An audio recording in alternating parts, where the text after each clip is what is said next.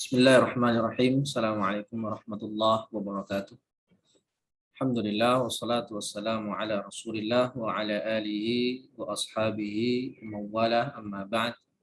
Fas'alullah ta'ala an yamunna lana bi'ilmin nafi' wal 'amalin salih wa an yufaqihana fid din wa an yaftah lana futuhal 'arifin wa an yarzuqna al-ikhlasa fil aqwali wal a'mal. Allahumma amin. Ma'asyiral muslimin, a'azzani Allah wa iyyakum.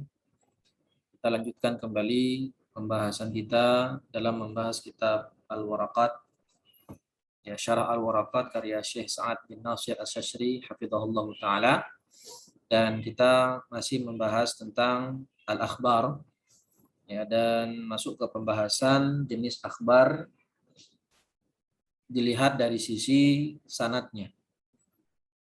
Maka kata muallif rahimahullahu taala, yang qasimu ila mursalin wa musnad. Yang qasimu ila mursal wa musnad. Ai anna akhbar al-ahad tanqasimu ila mursal wa musnad. Ini pembahasan tentang hadis ahad, ya. Dia ada dua, ada mursal dan musnad. Sedangkan apa itu musnad? Fal musnad mattasala isnaduhu. Yang sanadnya bersambung. Wa huwa alladhi huwa alladhi ittasala isnaduhu wa lam yaskut minal isnadi ahadun min ruwatihi. Jadi kalau hadisnya sanadnya itu bersambung, tidak ada yang terputus, baik dari awal rawi atau dari tengah atau dari muntaha sanad, maka dia disebut dengan hadis musnad.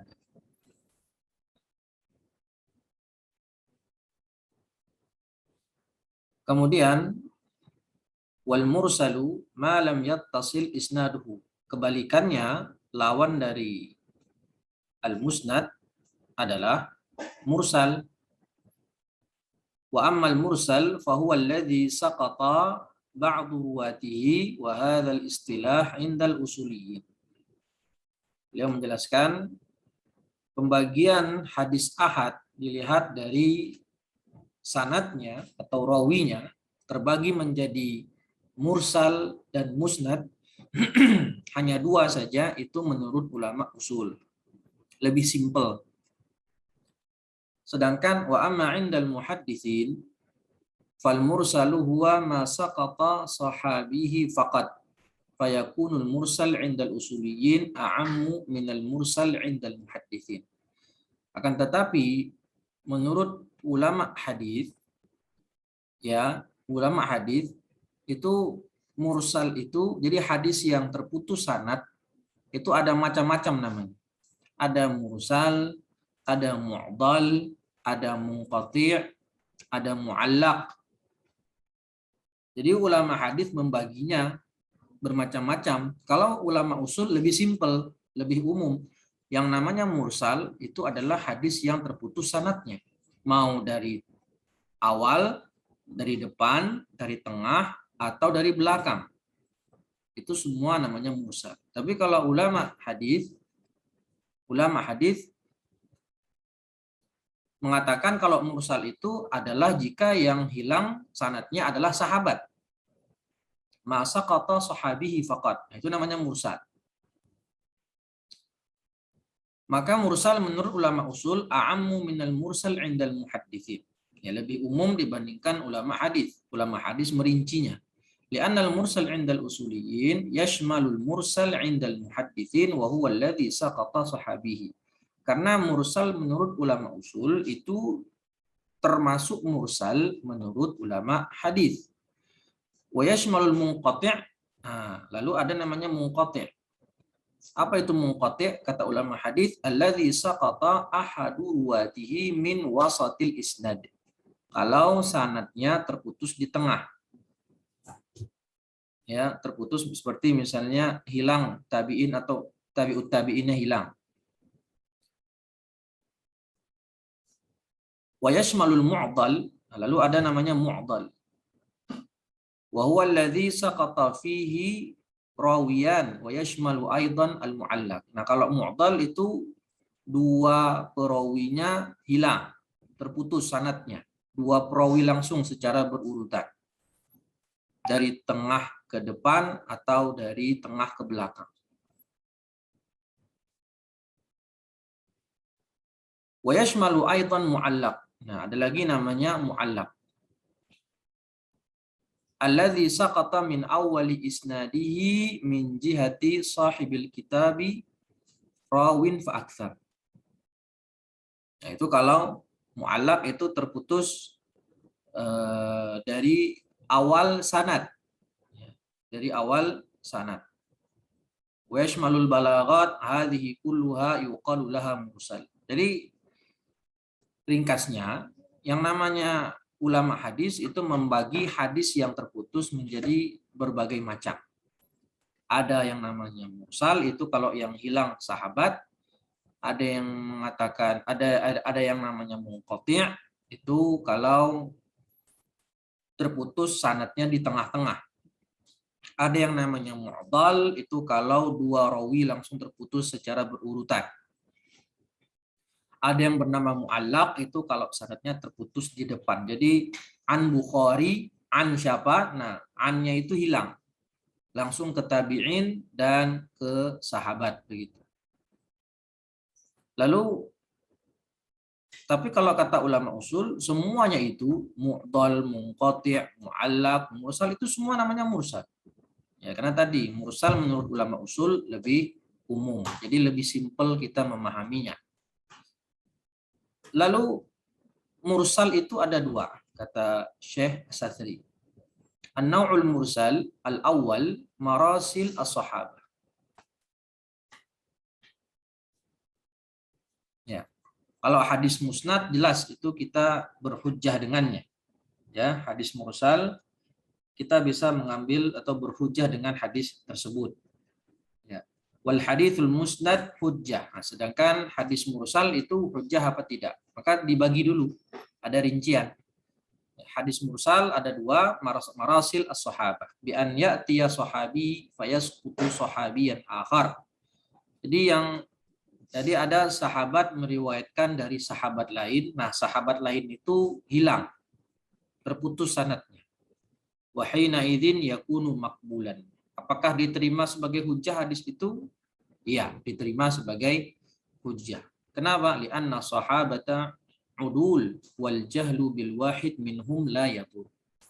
Karena kita punya kaidah yang namanya para sahabat semuanya adil, terpercaya, dan thiqat. Maka kita tidak mengetahui salah satu dari mereka itu tidak bermasalah. Ya, karena konsepnya tadi semua sahabat itu adil dan thiqat, tidak mungkin mereka tercela atau hafalannya tidak thiqat. Itu namanya marasil as-sahabah. Maka ini hujjah. Makbulan wa hujjatan. Sama kayak hadis musnad. Lalu ada yang kedua, marasil ghairi as-sahabah. Mursal selain sahabat. Apa contohnya? Ka'an yaqula tabi'i qala Rasulullah. Jadi dari tabi'in langsung meriwayatkan hadis qala Rasulullah. Tidak melewati sahabat dulu. Ya, tidak melewati sahabat dulu, langsung loncat qala Rasulullah. Au yakunu munqati'an au mu'addalan au mu'allaqan. Ya, atau dia sifatnya munqati' atau mu'tal atau mu'allaq. Fahadhil marasil ala naw'ain. Nah, marasil ghairu sahabah juga ada dua, kata Syekh As-Satsri. Pertama, idza kana al-mursal yasqutu ad-du'afa was-thiqat. Kalau mursalnya itu terputus sanadnya, rawinya itu ada yang dhaif, ada yang thiqat. Wala yatahasya fi man yusqituhu fahadha bil ijma' laisa hujjatan wala yu'awwalu alaihi. Ya, maka kita karena ada rawi, bahkan tidak satu rawi yang hilang, yang terputus sanadnya, nah rawi itu ada yang thiqat, ada yang dhaif. Maka kata beliau di sini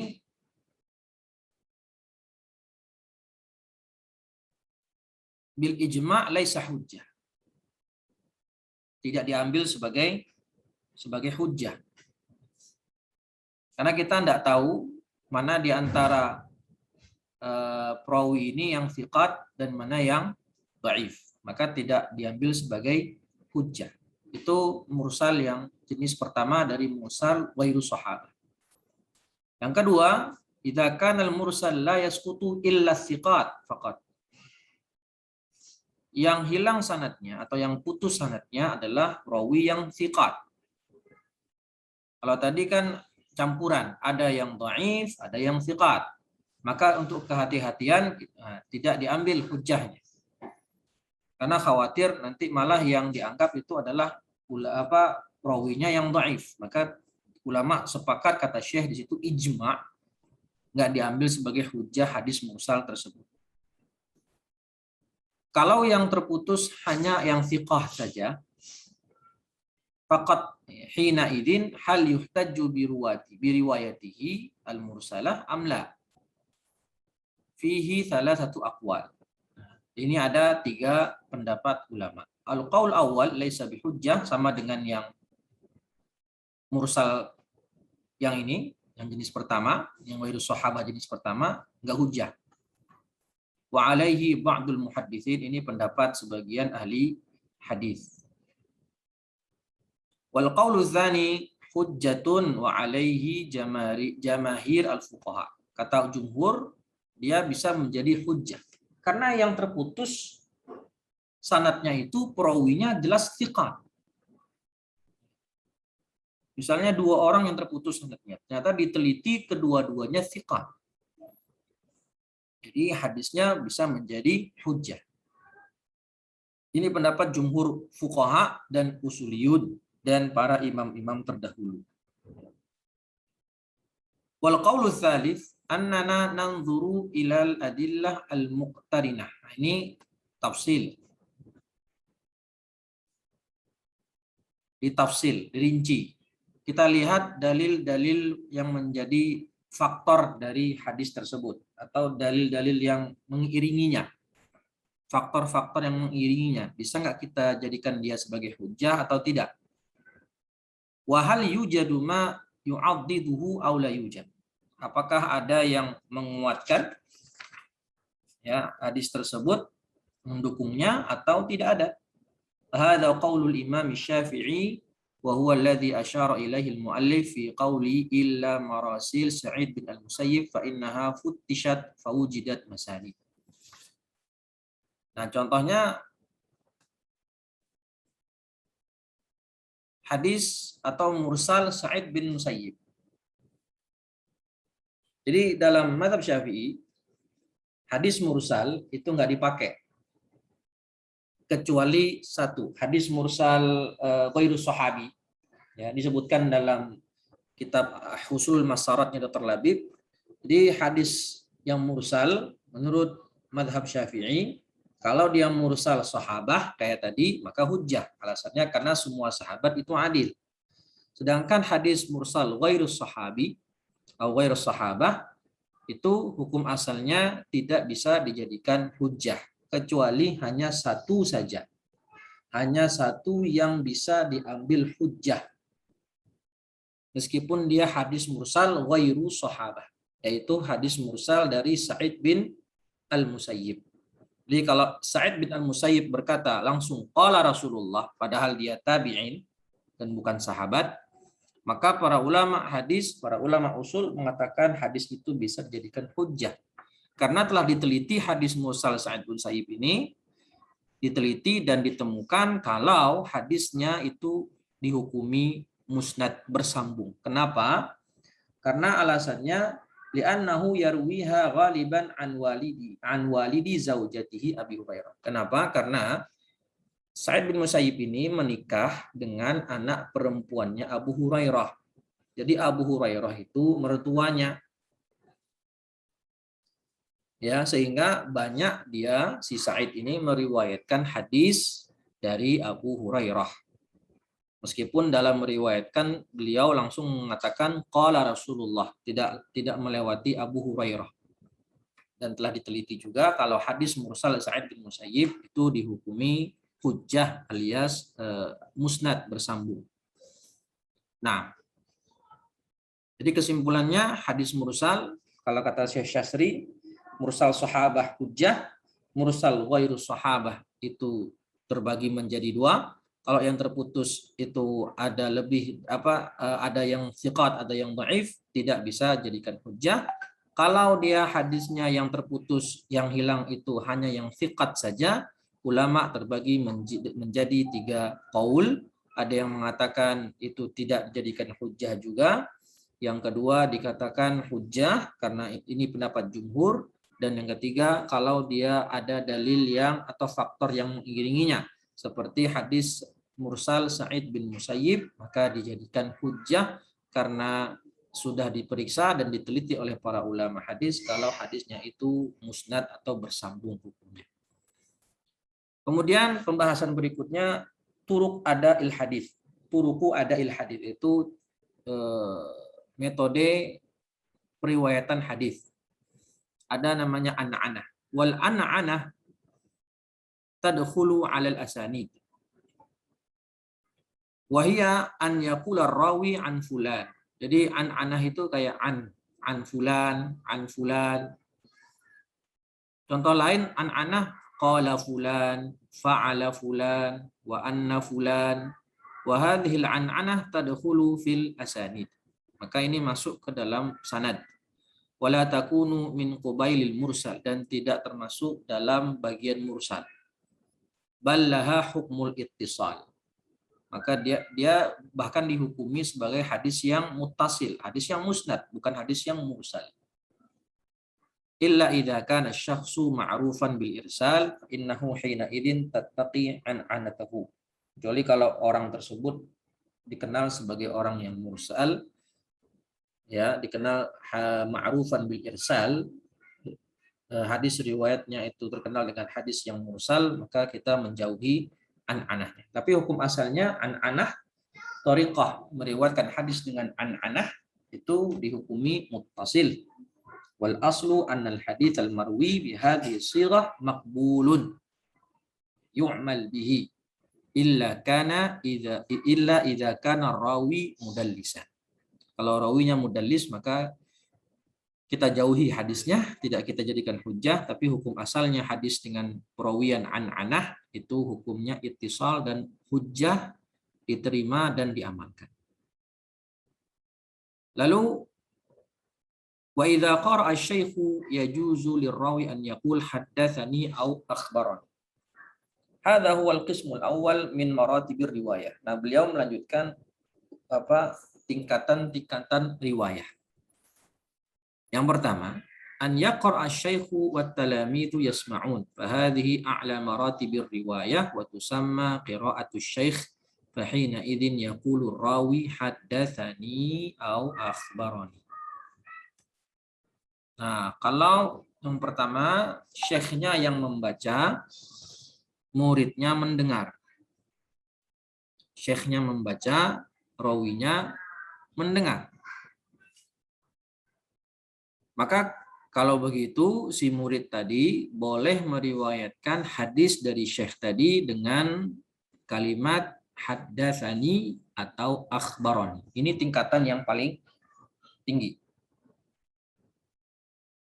Kedua, wa in qara'a huwa ay tilmiz ala syekh yaqulu akhbarani wa la yaqulu haddatsani. Tingkatan yang kedua, hadzal naw'u tsani an yaqra'a at-tilmidhu wasy-syaikhu yastami'u lahu. Wa hadha aidan tariqun sahihun liriwayah fa hina idzin yaqulu tilmidh akhbarani. Kalau si muridnya yang membaca dan syekhnya yang nyimak. Ya, seperti yang terjadi pada Imam Malik. Beliau lebih suka mendengar muridnya yang membacakan. Beliau Imam Malik yang menyimak. Karena di dalam Sahih Muslim itu atau dalam kitab-kitab hadis seperti Sahih Muslim atau Sahih Bukhari itu ada rawi mengatakan qara'tu ala Malik, qara'tu ala Malik. Jadi intinya kalau muridnya yang membaca, syekhnya yang mendengar, maka boleh si murid tadi meriwayatkan hadis dari syekh tapi dengan kalimat akhbaroni. Tidak boleh dengan haddatsani. La yasihu an yaqula haddatsani.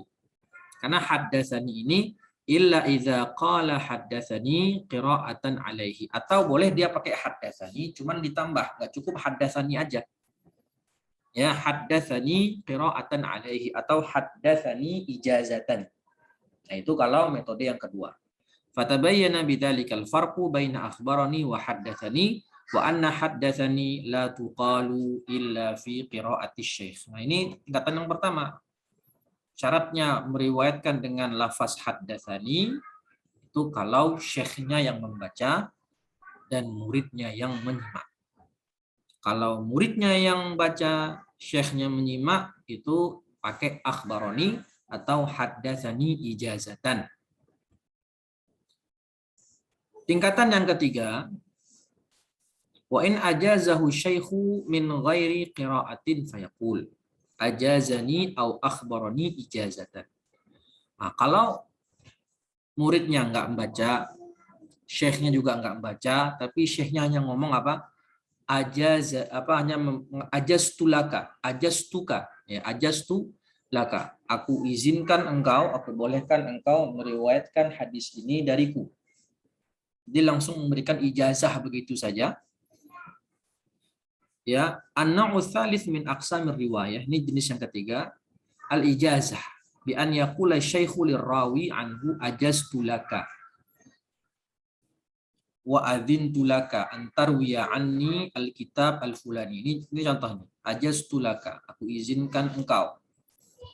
Wa adzintu laka an tarwiya anni al-kitab al-fulani. Boleh engkau meriwayatkan kitab fulan ini dariku. Atau boleh engkau meriwayatkan hadis ini dariku. Ya, jadi langsung diberikan ijazah, boleh diberikan izin. Wa hadza tariqun sahihun aidan.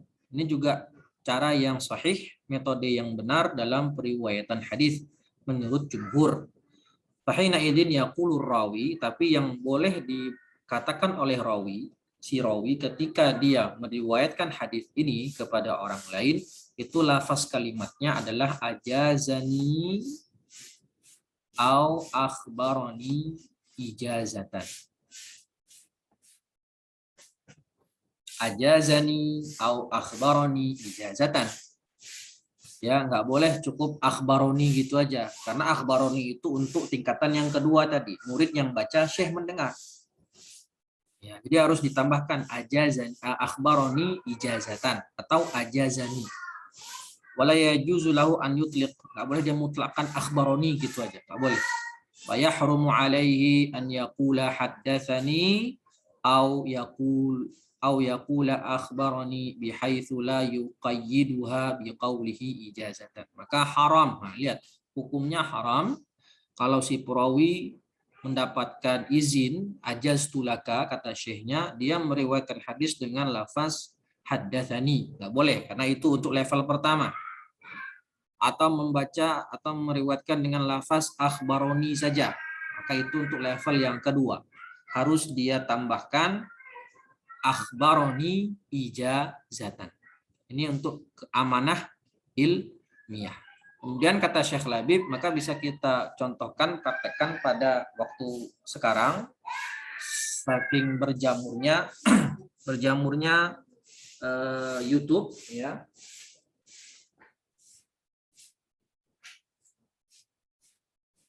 Kita bisa dengan mudah menyimak kajian Syekh dimanapun dia berada lewat YouTube. Maka ketika kita misalnya mengaji sebuah kitab dari Syekh lewat YouTube misalnya, maka ini termasuk boleh-boleh saja, bahkan tidak masalah, bukan tercela, karena itu termasuk memanfaatkan kemudahan wasilah dalam belajar, ya. Jadi tidak ada alasan lagi bagi kita untuk bermalas-malasan dalam belajar, dalam menuntut ilmu, karena sudah ada wasilah ya yang memudahkan kita dalam menuntut ilmu. Kalau nggak bisa datang langsung ke tempat, bisa online kan begitu. Tapi ketika kita habis belajar kitab tersebut dengan seorang syekh lewat online, Zoom atau YouTube, maka ketika orang ditanya, kita ditanya sama orang, kamu belajar dari siapa? Saya belajar dari Syekh Fulan. Tapi dijelaskan Syekh Fulan lewat internet untuk menjaga amanah ilmiah supaya orang tidak mengira kalau kita langsung duduk belajar di majelis syekh tadi. Misalnya syekh tadi tinggalnya di Mesir.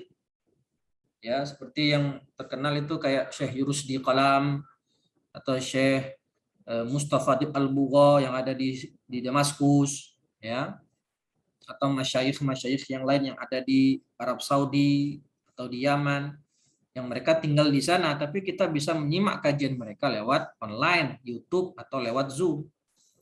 Ya, nah kita belajar duduk menyimak kajian beliau itu lewat YouTube. Jadi dikatakan kamu belajar dari siapa? Oh, saya belajar dari Syekh Fulan. Jangan hanya berhenti Syekh Fulan gitu saja, tapi bilang Syekh Fulan lewat YouTube atau lewat online. Ini untuk menjaga amanah ilmiah. Nah, baik. Selanjutnya kita membahas masalah qiyas. Dan qiyas termasuk pembahasan yang paling jelimet dalam usul fikih, pembahasan yang paling susah dalam usul fikih, ya, dan pembahasan di qiyas yang paling susah itu adalah pembahasan illah. Tetapi kalau dalam kitab Al-Waraqat ini karena kitab pemula, pembelajar pemula usul fikih, maka insya Allah tidak terlalu sulit. Ya. Kalau mau lebih dalam itu tentu di kitab-kitab mutawwalat al-mabsutat, kitab-kitab yang lebih tinggi. Ya, bisa dilihat seperti yang kontemporer, seperti kitab usul fikih alladzi la yas'ul faqih jahluhu, ya, atau yang lebih tinggi lagi Rawdatun Nazir Ibnu Qudamah, ya, atau yang juga termasuk kontemporer itu Taisir Ilmu Usul Fiqih karya Syekh Judai', itu juga termasuk lumayan rinci. Ya, itu bisa dilihat di kitab-kitab yang lebih tebal. Tapi kalau di Waraqat karena ini untuk pemula maka hanya disebutkan secara gambaran besar, gambaran sebagian besar, lamhah lah istilahnya, pandangan dalam masalah qiyas.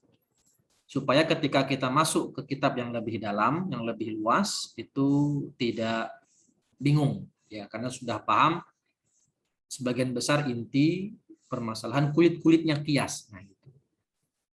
Qala al-musannif rahimahullah wa ammal qiyasu fa huwa raddul far'i ila al-asli bi'illatin tajma'uha fil hukmi. Itu qiyas. Apa arti qiyas? Qiyas adalah mengembalikan atau memberikan hukum kepada far' perkara cabang, ya, dengan hukum yang ada pada perkara asal, perkara pokok, dengan illah yang sama di antara keduanya. Jadi kita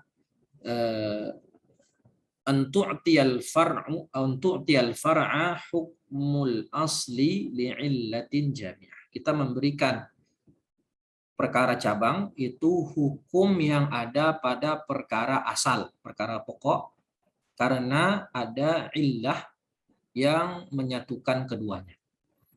Itu gampang. Yaqulu ba'dun nasi innal qiyasa dalilun mustaqil tu'khadhu minhul ahkamu ala sabil istiqlal.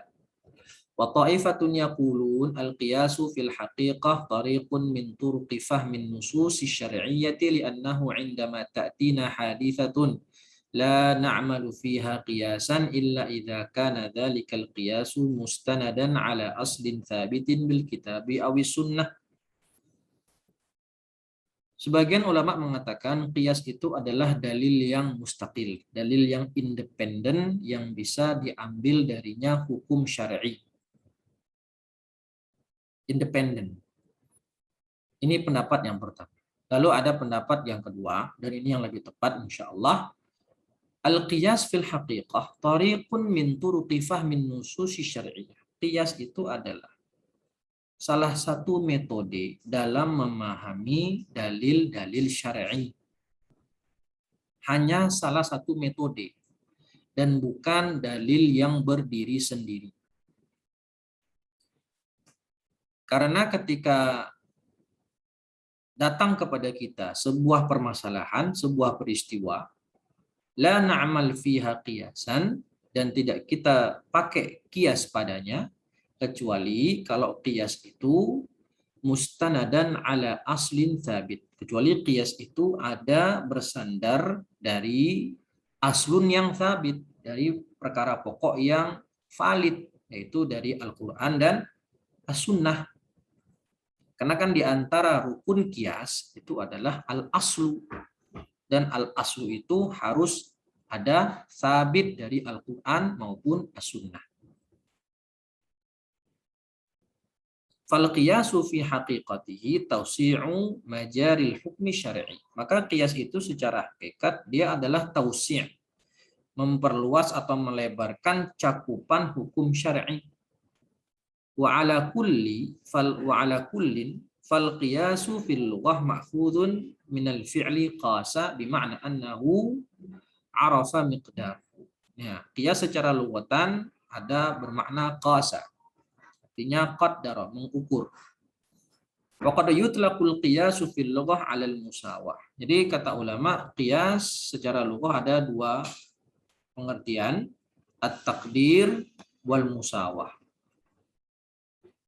Menyamakan. Kalau qasa mengukur. Maka dikatakan fulan yuqasu bi fulan, yakni annahu yusawi. Dikatakan fulan itu yuqas dengan fulan, artinya fulan itu disamakan dengan fulan. Wal ma'nal awwal aqwa fil lughah minal ma'na tsani, kata Syekh As-Satri. Makna yang pertama yaitu at-taqdir, ya, qasa atau at-taqdir itu lebih kuat dari sisi lughah dibandingkan makna yang kedua yaitu al-musawah. Itu pengertian qiyas. Kemudian wa ammal qiyas. Secara bahasa tadi ya, wa ammal qiyas fa huwa raddul far'i ila al-asli bi 'illatin tajma'uhuma fil hukm. Ada ta'riful qiyas fil istilah, raddun yakni irja'un wa i'adatul far'i. Mengembalikan perkara furu' yang muncul ila aslin mutakallam fihi fi syariah, kepada perkara pokok yang ada nasnya dalam syariat. Jadi mengembalikan hukum atau mengembalikan perkara fara kepada aslun, atau tadi kita katakan memberikan hukum asal kepada fara karena ilahnya sama. Beliau memberikan contoh untuk semakin memudahkan kita. Apa itu qiyas? Contohnya, ini contoh yang masyhur sekali. Ja'ana fi syari'ah annal khamra haramun wa bayyanati syari'atu annal illata fi dhalika al-iskar. Kita telah tahu khamar itu hukumnya haram. Kata Allah dalam Al-Quran, innamal khamru wal maisiru wal ansabu wal azlamu wal azlam rijisun min amali syaitan fajtanibu. Ulama sepakat kalau khamar itu haram. Khilafnya khamar itu najis atau bukan, kan gitu. Tapi ulama sepakat khamar itu haram. Nah, kenapa diharamkan? Karena ada sebabnya, ilahnya, yaitu iskar, memabukkan. Falamma waradat alaina ba'dul masyrubatil hadithah min anwa'il mukhaddirat kal heroin wal hashish wa ghairu dzalika alhaqna bil khamri li'annaha tumathiluhu fil illah. Nah, tadi kan khamar itu aslun karena ada dalilnya dalam syariat. Lalu sekarang di zaman sekarang muncullah jenis-jenis obat-obatan atau mukhaddirat, narkoba yang belum ada di zaman dulu tentunya, seperti heroin, ganja, ekstasi dan yang semisalnya, atau bir, ya, wine, Maka semuanya tadi kita kiaskan dengan khamr, ya, alias hukumnya sama dengan khamr, haram. Kenapa? Karena illah yang ada di khamr yaitu iskar juga ada dalam narkoba, sama-sama memabukkan. Fa'indana aslun qad takallama syari'u anhu wa hakama alaihi wa huwa al-khamr. Kita punya aslun. Nah, ini rukun qiyas ada 4. Ada aslun, ada far'un, cabang, ada illah, ada hukum. Aslunnya di sini mana? Khamr, ini aslunnya. Karena khamr ada pembahasannya, bahkan sudah termaktub nasnya dalam Al-Qur'an. Wa hukmuhu fi syariah at-tahrim. Hukum khamr adalah haram. Ini hukum. Rukun yang kedua. Wal ma'na was sabab wal illatu alladhi min ajlihi hurrimal khamru wal iskar. Nah, ini illahnya. Kenapa khamr dikatakan haram? Karena ada illah iskar di situ. Nah, ini rukun yang ketiga. Falamma ja'at hadhil mukhadiratul jadidah wajadnaha muhtawiyatan 'alal illati allati min ajliha hurrimal khamru wa hiya illatul iskar. Nah, hukum faraknya mana faraknya? Faraknya adalah mukhaddirat. Ya, obat-obatan modern, narkoba. Ya. Nah, karena kita melihat di narkoba itu ada illatul iskar juga sama dengan khamr, maka dia juga dihukumi haram. Ini dia aslunnya. Jadi ini dia far'unnya. Ada aslunnya khamr, ada hukumnya haram, illahnya iskar, dan perkara cabangnya atau pokoknya adalah mukhaddirat atau narkoba seperti heroin tadi dan ganja. Faqulna bitahrimi hadhil asya'il jadidah wa qulna innal hadda ats-tsabita 'alal khamri yathbutu 'ala hadhil umur. Nah, karena hukum meminum khamr itu haram dan pelaku peminum khamr itu kena hukuman had berupa cambuk 40 kali, begitu juga dengan pelaku orang yang memakai narkoba. Karena hukumnya juga haram, maka mereka juga mereka juga berhak dihukumi cambuk 40 kali. Karena narkoba itu dikiaskan dengan khamr. Begitu. Wa numatsilu bimitsalin akhar. Itu contoh pertama. Contoh yang kedua, ja'ana fi syariah anna man qatala bi alatin qutila biha kama huwa ra'yu jama'atin minal fuqaha. Kalau dalam syariat dikatakan yang seseorang ketika membunuh dengan alat tertentu, maka dia juga diqisas dengan alat tersebut. Ini pendapat sebagian fuqaha. Jadi kalau ada orang membunuh dengan pedang, man qatala bi alah qutila biha. Kalau si fulan ini membunuh orang lain dengan pedang, maka dia diqisas juga dengan pedang. Ya. Tentu syaratnya adalah al-qatlu al-amdul udwan, membunuh sengaja dengan cara udwan. Karena ada membunuh tapi tidak diqisas seperti qatlul khata', membunuh tidak sengaja. Ada membunuh itu qatlul amd, sengaja tapi nggak diqisas. Seperti apa? Seperti kita merajam orang yang pezina muhsan. Kan kita merajam dia sampai wafat, itu kan kita membunuh dia dengan sengaja. Tapi apakah itu udwan? Tidak. Karena itu bagian dari penegakan hukum had. Maka membunuh yang diqisas adalah qatlul amd al-udwan, membunuh sengaja dan karena udwan, permusuhan. Tapi di sini pembahasannya lain, itu kalau orang membunuh dengan alat tertentu, maka dia dibunuh balik dengan alat itu. Ini pendapat sebagian fuqaha.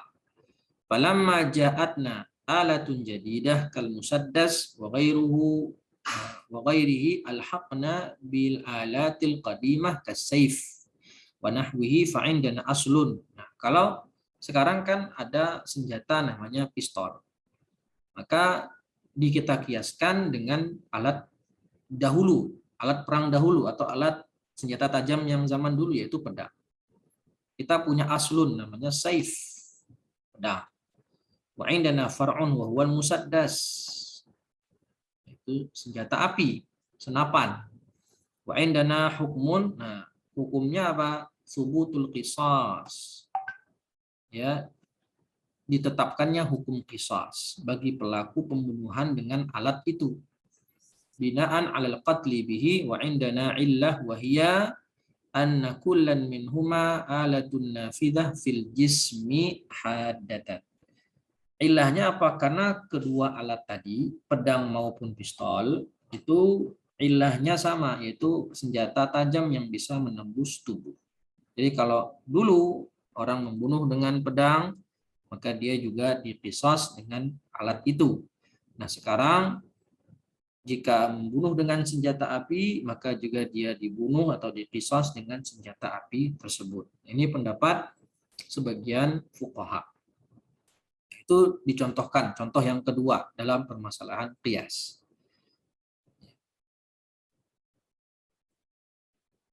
Masih banyak contoh yang lain, ya bisa dilihat di kitab-kitab yang lain yang lebih panjang, diantaranya seperti mengkiaskan mengkiaskan beras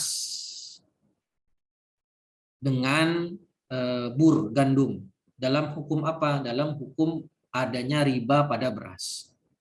Ya, adanya riba pada beras, sehingga tidak boleh menjual beras dengan beras di sana ada tafadul, tidak sama jumlahnya, dan tidak taqabud. Ya, itu pembahasannya di riba. Jadi dalam beras juga bisa ada berjalannya riba sebagaimana di gandum. Ilahnya apa? Ilahnya adalah dia sama-sama makanan, at-tu'm. Kemudian qauluhu raddul far'i faja'al al-qiyasa ay muallif menjadikan qiyas min amalil qais al-mujtahid. Ya, qiyas ini adalah kerjaan mujtahid. Wal far'u huwal mas'alatul jadidah allati lam yarid fiha an-nassun. Nah, ini dia far'. Sesuatu masalah yang baru yang tidak ada nasnya dalam syariat. Contohnya apa? Rukubus sayyarah, naik mobil.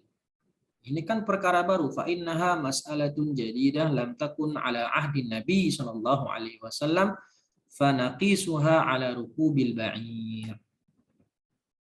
Faqad rakabahu Nabi sallallahu alaihi wasallam bi'illatin tajma'uhuma fama huwal jami' bainal jamali was sayyarah kullun minhuma markubun yuaddi ilal maqsud fayulhaqu bihi fil hukmi wa huwa jawazur rukub. Perkara furuknya mana? Naik mobil, itu far'unnya. Dan mobil kan baru muncul di abad ke-17 atau ke-18. Sudah jauh dari masa kenabian kan tentunya. Nah, apa hukum naik mobil? Ya boleh. Kenapa? Kita kiaskan dengan unta. Karena dulu Nabi mengendarai unta. Ilahnya apa? Ilah bolehnya naik mobil sebagaimana bolehnya naik unta. Ilahnya adalah karena kedua-duanya adalah kendaraan yang membawa kita ke tempat tujuan. Markubun yu'addi ilal maksud. Maka kita kiaskanlah mobil dengan unta. Hukumnya juga boleh. Kenapa? Jawazur rukub. Ya boleh. Bolehnya berkendara mobil. Jadi ini bukan bid'ah, ya. Sebagaimana yang semangat, ya, memang semangat sekali dalam membantah bid'ah dengan memakai dalil kalau begitu ya nggak usah naik ke Mekah naik pesawat, ya, atau naik mobil, tapi naik unta saja sana. Itu bukan bid'ah, itu permasalahan qiyas. Ya, permasalahan qiyas. Yang bid'ah itu dalam masalah ritual, ya, ritual yang sifatnya ta'abudi. Yaitu pembahasannya lain, yaitu pembahasannya di masalah fikih. Kalau mau lihat kitab-kitab pembahasan bid'ah itu banyak. Ya, kitabnya lumayan banyak. Qauluhu, kemudian beliau mengatakan Wa yanqasimu ila thalathati aqsam. Illah itu ada 3 macam. Yakni annal qiyas yanqasimu ila thalathati aqsam bi'tibaril jami' bainal asli wal far'i. Wa illa fa innahu yumkin taqsimuhu taqsimatun ukhra ghairu taqsim alladhi dzakarahu al-muallif. Fa hadha taqsim bi'tibaril jami' bainal asli wal far'i. Lalu beliau membagi qiyas menjadi 3, ya, bi'tibar dilihat dari sisi al-jami' bainal asli wal far'i. Dilihat dari sisi faktor yang menyatukan antara perkara aslun, pokok, dan perkara far'un. Jadi dengan i'tibar itu saja. Aslinya banyak i'tibar lain dalam qiyas yang memungkinkan kita bisa membagi qiyas dari jenis yang lain. Artinya pembagian qiyas itu banyak. Dilihat dari sisi i'tibarnya. Dilihat dari sisi i'tibarnya. Nah, tapi mu'alif membagi qiyas dilihat dari sisi al-jami', faktor yang menyatukan antara perkara aslun dan perkara far'un. Pertama ada qiyasul illah, hadan na'ul awal wa huwa al-jam'u bainal asli wal far'i biwasitatil illah. Ini jenis yang pertama, ya, qiyasul illah yang menyatukan perkara aslun dan far'un dengan illah. Illah itu apa? Al-wasful munasib al-mundabit al-muqtadi li tasyri'il hukmi. Itu al-wasfun, sifat yang munasib, yang cocok, dan mundabit, yang terukur. Terukur itu tidak debatable, ya, yang mengharuskan adanya hukum dalam syariat. Seperti tadi, qiyas heroin alal khamr. Kita kiaskan narkoba heroin terhadap khamr. Kenapa? Ilahnya adalah al-iskar. Karena heroin itu memabukkan sebagaimana khamr. Maka al-iskar ini adalah ilahnya. Wasfun mundabit. Yang terukur, yang cocok untuk dijadikan. Kenapa kita menghukumi heroin itu juga haram. Sebagaimana khamr. Itu dia. Wasfun mundabit munasib di tasyri'il hukmi. Untuk mensyariatkan sebuah hukum. Fayakunu qiyasul illah. Maka dia menjadi bisa dikatakan menjadi illah. Ya. Itu contohnya tadi, ya. Atau contoh yang lain tadi, kita mengkiaskan beras dengan bur dari sisi jaroyanir riba. Hukumnya ada ribanya di sana. Di bur ada riba, di arus juga ada riba. Ilahnya apa? Ilahnya adalah sama-sama makanan. Bur itu makanan, arus juga makanan. Ya, arus juga makanan. Itu dia illah wasfun mundabit munasib. Qiyasud dalalah wa huwa an-naw'u tsani wa huwa al-jam'u bainal asli wal far'i bi wasfin muta'alliqin bil illah. Nah, kalau jenis yang kedua, ini level yang kedua dari illah, tentu qiyasul illah lebih kuat. Ya, qiyasul illah lebih kuat dibandingkan qiyas ad-dalalah. Yaitu menggabungkan antara perkara aslun dengan far'un dengan sifat yang berkaitan dengan illah. Jadi tidak langsung dengan illah, tapi dengan sesuatu yang berkaitan dengan illah. Nah, muta'alliqun bil illah. Kalau tadi kan qiyasul illah langsung dengan illah. Yang lain dikatakan tadi qiyasul illah al-jam'u bainal asli wal far'i biwasitatil illah. Langsung ke illah. Sedangkan yang qiyasud dalalah itu dikaitkan dengan wasfun yang berkaitan dengan illah. Wa illam yakun illatan, meskipun dia bukan illah, fi nafsihi, secara sendirinya. Ka'an yakuna mulaziman lahu aw mustamilan alaihi aw ghairu dzalik. Seperti dia sifat yang melekat, ya, atau yang memuat sesuatu padanya. Nah, contohnya gini. Seperti apa hukum meminum nabid? Ya, nabid itu air perasan kurma, kalau saya tidak salah, ya. Kalau khamar kan air perasan inab. Karena kalau kata ulama khamar itu adalah air dari perasan anggur. Khamar. Kalau nabid itu kurma. Yaqul aqisun nabid 'alal khamr fit tahrim.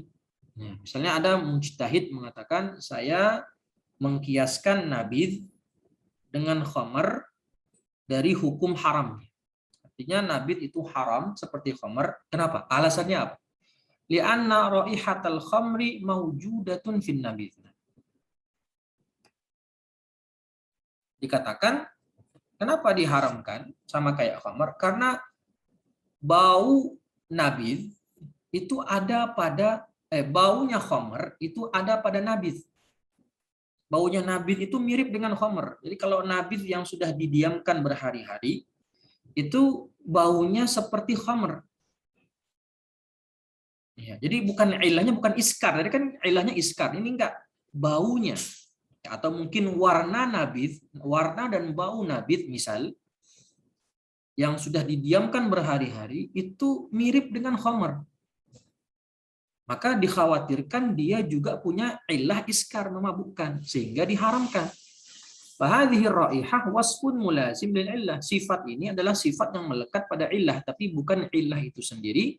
Alladhi huwa iskar fayakunu qiyasud dalalah wa qiyasud dalalah qad yakunu bijtimalihi 'ala al-illah aw bimulazamatihi laha aw bikaunihi atharan min athariha war raihatu atharun minal athar. Jadi qiyasud dalalah itu ya menyamakan perkara far'un dengan aslun dengan sifat yang melekat pada illah.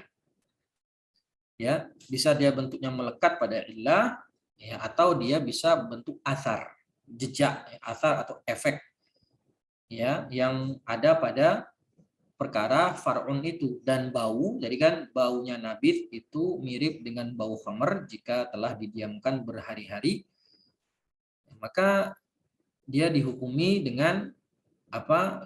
Dengan tahrim, ya dikiaskan dengan khamr.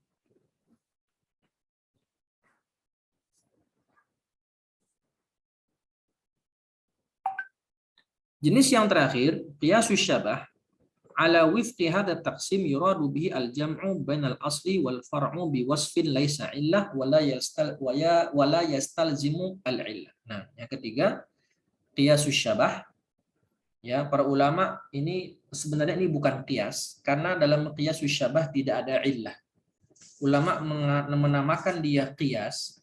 Qiyas syabah ini dinamakan qiyas yang min babil majaz, sebagai dari sisi majaz saja, dan dia bukan qiyas secara hakiki karena hilang salah satu rukun illah, salah satu rukun qiyas di qiyas syabah, yaitu illah.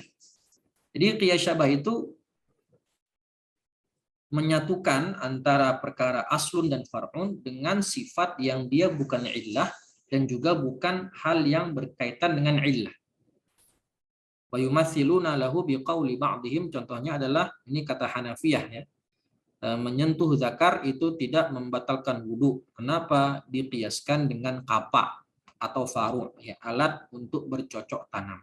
Karena keduanya adalah sebagai alat bercocok tanam. Ya, ini dalam kitab usul fiqih alladzi la yas'u faqih jahur disebutkan. Ini adalah kalau tidak salah itu pendapatnya Hanafiyah, sebagian Hanafiyah yang mengatakan menyentuh zakar itu tidak membatalkan wudu. Kalau dalam mazhab Syafi'i jelas membatalkan wudu. Kenapa kata Hanafiyah mengatakan sebagian Hanafiyah mengatakan tidak membatalkan wudu?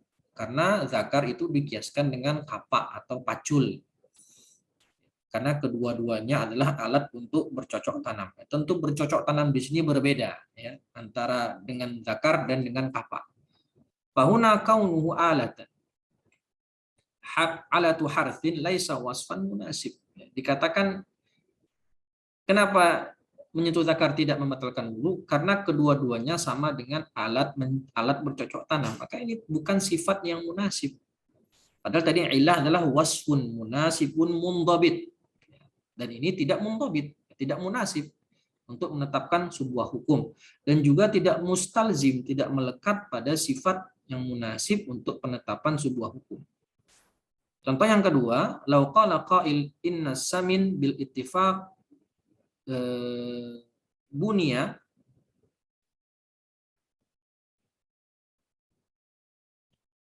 ya yubna baini wa bainaka la yatawaddau bihi fa aqisu alaihi al-khal. Kalau seseorang mengatakan sesungguhnya minyak samin itu sepakat antara aku denganmu itu tidak boleh dipakai untuk berwudu. Maka aku kiaskan juga kepada khal, cuka. Al-khallu fi khilaf. Fa innal Hanafiyah yujizunal wudu bihi. Hanafiyah mengatakan boleh berwudu dengan khal, tapi jumhur melarang, tidak boleh. Fa indana al-aslu was samin. As-samin, kita punya aslun yaitu samin, dan kita punya far'un yaitu khal, cuka. Wal hukmu adamu jawazil wudu. Ya. Dan hukumnya adalah tidak boleh berwudu dengan keduanya. Wal jami' anna kullan minhuma sa'ilun la tubna alaihi al-qanatir wa la yudha'u alaihi kubara. Nah, ilahnya di sini kata Syekh yang menggabungkan antara perkara aslun dan perkara far'un adalah kedua-duanya, yaitu minyak samin dan cuka, itu cairan yang tidak dipakai untuk membangun jembatan, dan cairan yang bukan cairan yang dilewati oleh kapal, yang kapal berlayar di atasnya, bukan. Fa'adamu bina'il kubara, ya, wa adamu jaryanis safan hadza laisa wasfan munasiban. Ini bukan ilah, tidak tepat dikatakan sebagai illah, dan juga bukan sesuatu yang melekat pada illah. Makanya para ulama menamai dia qiyasus syabah. Sebagai qiyas itu mimbabil majaz, yang artinya dia bukan qiyas secara hakiki, tapi secara majazi saja, dan ini adalah qiyas yang paling lemah. Sedangkan qiyas yang paling kuat adalah qiyas ad-dalalah, qiyasul illah. Ya, akan tetapi qiyas yang kata Syekh Labib, qiyas yang paling banyak dipakai adalah qiyas ad-dalalah, meskipun levelnya lebih rendah dibandingkan qiyasul illah. Nah, mungkin cukup sekian yang bisa kita bahas, semoga bermanfaat. Insyaallah kita lanjutkan pembahasan qiyas di pertemuan selanjutnya. Wallahu taala a'lam. Kita tutup dengan membaca hamdalah dan doa kafaratul majlis. Alhamdulillahirabbil alamin. Subhanakallahumma wa bihamdika asyhadu an la ilaha illa anta astaghfiruka wa atubu ilaik. Assalamualaikum warahmatullahi wabarakatuh.